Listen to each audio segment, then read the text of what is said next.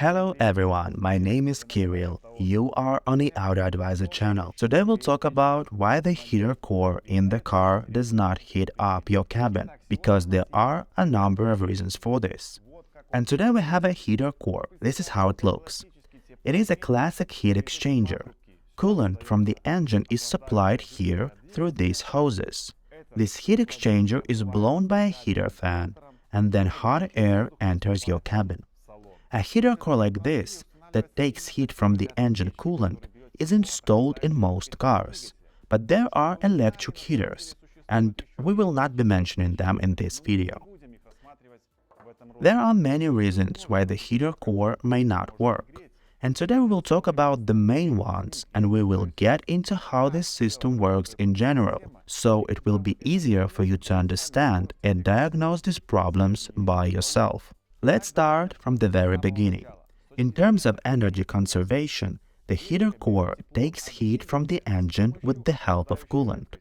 The internal combustion engine in most cars is cooled by a coolant that is circulated through the engine and radiator. Some of that coolant can be diverted to the heater core through these thick hoses and to give some engine heat to the cabin. Here, an air fan is installed, which blows air through the heat core. This air heats up and gets into the interior through air vents. Many of you might have a question. How is this system regulated when we adjust desired temperature? The temperature can be controlled in several ways. One of them is to control the speed of rotation of this fan. Remember, when you turn up the temperature, the noise in the cabin increases. It means this fan is speeding up. It's simple. The temperature of the air entering the vehicle's interior can be also controlled by using a valve limiting the amount of coolant that goes through the heater core. Another method is blocking off the heater core with the door, directing part or all of the incoming air around the heater core completely, so it does not get heated. Simpler systems allow the driver to control the valve in the air vents directly. Now that we understand how this system works, let's return to the question, why does the heater sometimes not work? Let's break down the causes of the failure into blocks. The first block is associated with the coolant that is supplied to our heater core. The coolant may not go to the heater core at all. Then the problem is most likely in the thermostat.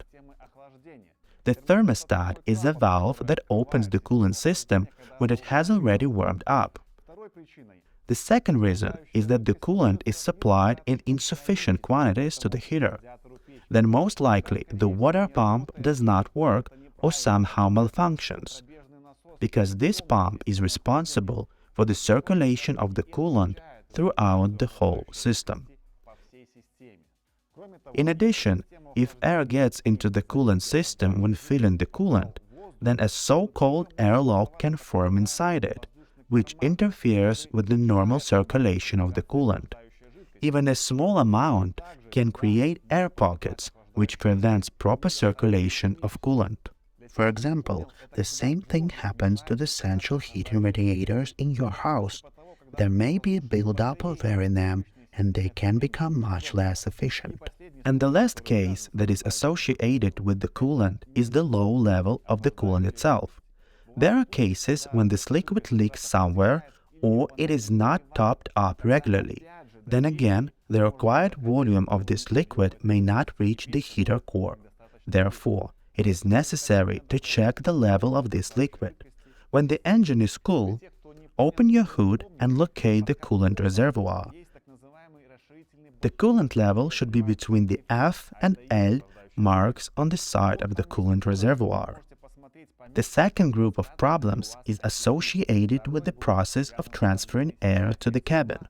In this case, the problem may be with the fan, for example. If it doesn't rotate fast enough or doesn't work at all, then you won't get enough heat in the cabin.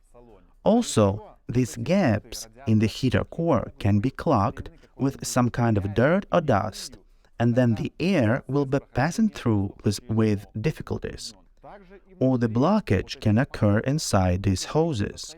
Then the liquid will circulate with difficulty and the heater core will not work at maximum power.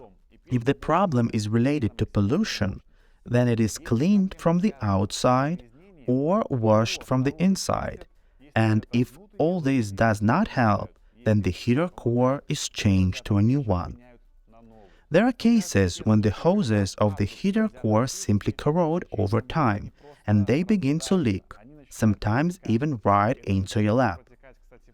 In general, these are all the main reasons why the heater may not heat your cabin enough. We named about 8 reasons, and if you have something to add, be sure to write it in the comments. I hope this video was useful to you. My name is Kirill. It was the AutoAdviser channel. Be sure to like and subscribe. All the best to you and see you soon.